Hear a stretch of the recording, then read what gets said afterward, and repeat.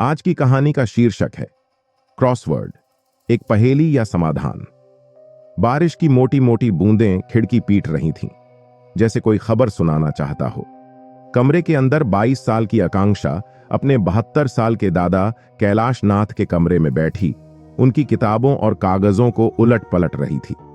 कैलाश नाथ की मौत के कुछ ही दिन हुए थे और आकांक्षा और उसका भाई आकाश अभी भी सदमे में थे। पुलिस को कोई सुराग नहीं मिला था, सिवाय एक अजीब क्रॉसवर्ड के जो कैलाश नाथ की मेज पर खुला रखा था। क्रॉसवर्ड आधा भरा था, कुछ शब्दों में अक्षर गायब थे। अक्षरों के ऊपर कुछ चिन्ह थे जो किसी अन्य भाषा के प्रतीत होते थे।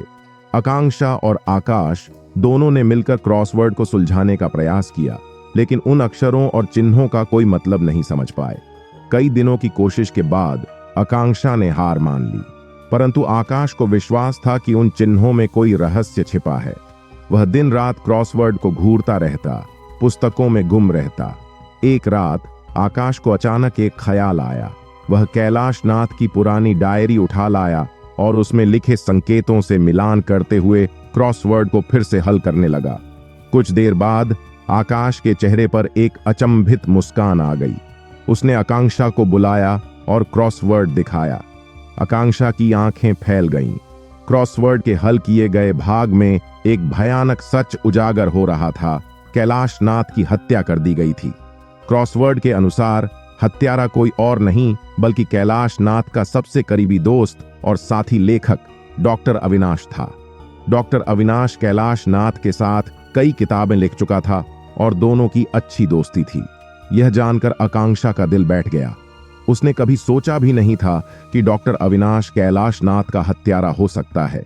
उसका दिमाग सवालों से घिर गया। आखिर डॉक्टर अविनाश ने कैलाश नाथ को क्यों मारा होगा? ये सब लेकर पहले वो दोनों पुलिस के पास गए, मगर वहां पर उन्हें निराशा ही हाथ लगी, क्योंकि ये साक्ष्य अपूर्ण और आधारहीन थे।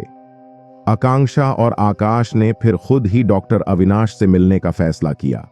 वे उनके क्लिनिक में शाम को ही पहुंच गए और डॉक्टर अविनाश से सीधा सीधा सवाल किया, आपने मेरे दादा को क्यों मारा?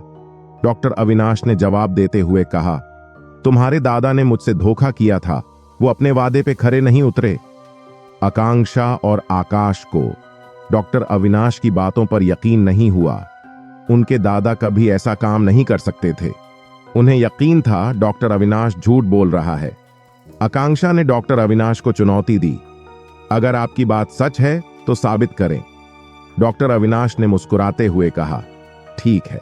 उसने अपने बैग से एक पुराना धूल मिट्टी से भरा कागज का टुकड़ा निकाला और आकांक्षा को दिया। कागज पर कुछ लिखा हुआ था जिसे समझना मुश्किल था।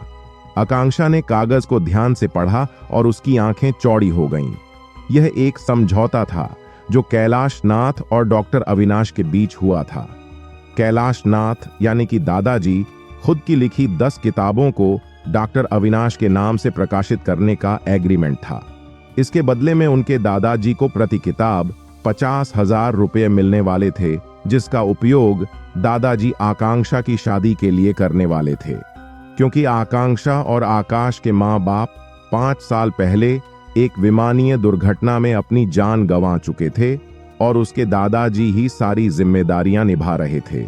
डॉक्टर अविनाश ने बोला कि मैं भला तुम्हारे दादाजी को क्यों मारूंगा, जबकि कैलाश नाथ ने तो अब तक सिर्फ 8 किताबें ही प्रकाशित की थीं और वो पूरे 10 किताबों के प्रकाशन हेतु 5 लाख रुपये की धनराशि कैलाश नाथ को दे चुका है।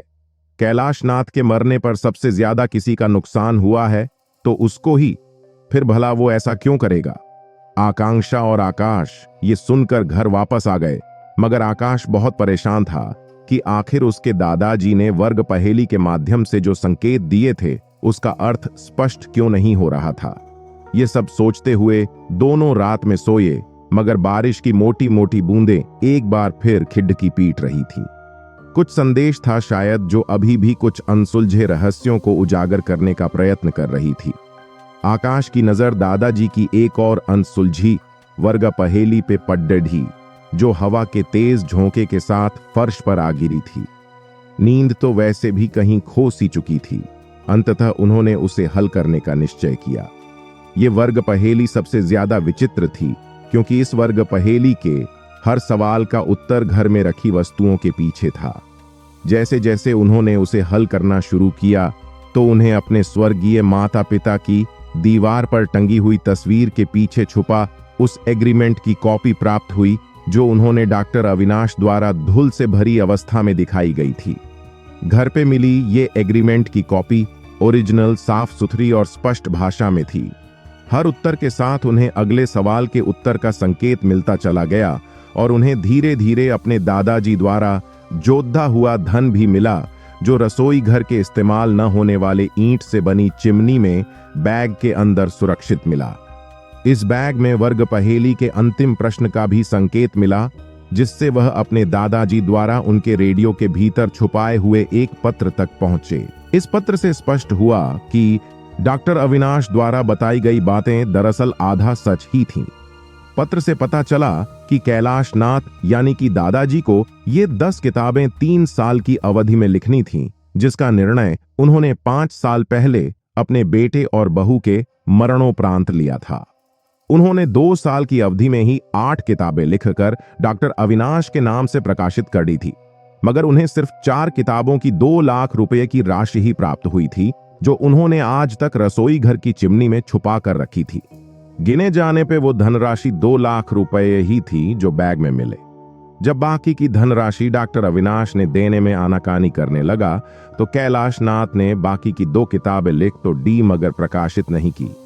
3 साल के अग्रीमेंट की अवधि पूरी होने के बाद उन्होंने अपने काबिलियत के दम पे खुद के नाम से नई किताबें लिखीं और प्रकाशित भी की।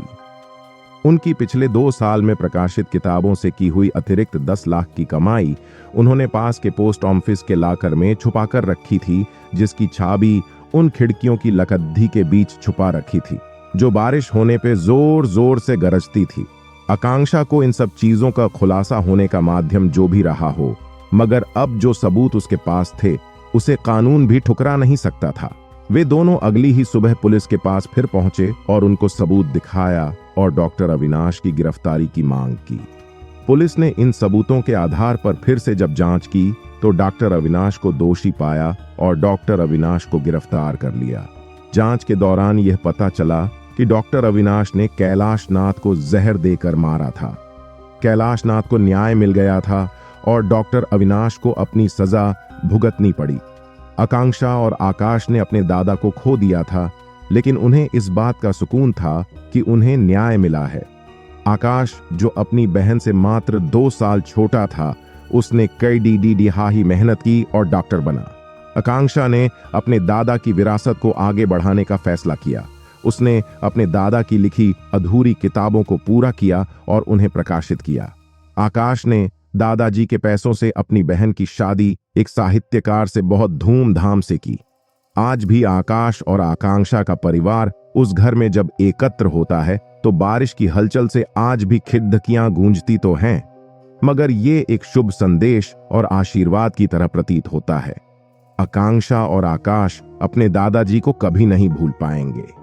वह हमेशा याद रखेंगे कि कैसे उन्होंने एक क्रॉसवर्ड के जरिए उनके हत्यारे का राज खोला था, और वह हमेशा सच्चाई के लिए तत्पर रहते हैं, चाहे कितनी भी मुश्किल क्यों ना हो। यदि आपको ये कहानी अच्छी और प्रेरणाप्रद लगी हो तो कृपया करके लाइक करें और चैनल को सब्सक्राइब करें। कहानी अगर ध्यान से सुनी है तो कमेंट बॉक्स में आकाश की उम्र बताइए।